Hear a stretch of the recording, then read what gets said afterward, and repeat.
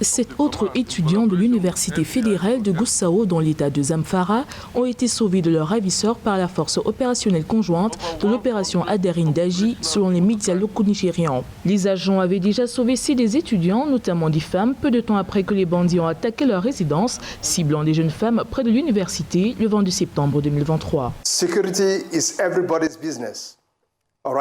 La sécurité est l'affaire de tous. La situation à Zamfara est devenue complètement incontrôlable et comme je ne cesse de le répéter, elle a été encouragée passivement ou autrement par les anciens dirigeants.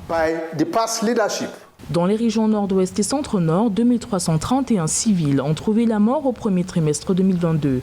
Ces régions ont subi 65% de tous les incidents de sécurité du Nigeria pendant cette période, selon la société de sécurité Beacon Consulting basée à Abuja. Les bandits basés dans les forêts reculées du nord-ouest du Nigeria sont devenus de plus en plus dangereux en 2022, avec une intensification de leurs attaques et leurs enlèvements qui ciblent les étudiants de l'université de Gusau, les villageois et les fermiers.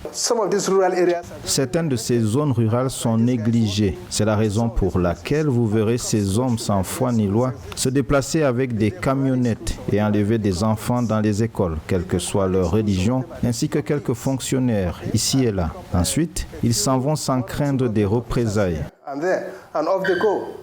Le Bureau national des statistiques estime que la crise sécuritaire de la région est le résultat d'une compétition de longue date autour des ressources foncières et hydriques, principalement entre les éleveurs Peul et les agriculteurs majoritairement Hausa, deux communautés qui au fil du temps ont mobilisé des groupes armés pour assurer leur protection. La violence des bandes organisées qui a commencé dans l'état de Zamfara s'est depuis étendue à 5 autres états, Kaduna, Katsina, Sokoto, Kebbi et Niger, le dernier étant situé dans le centre-nord du Nigeria.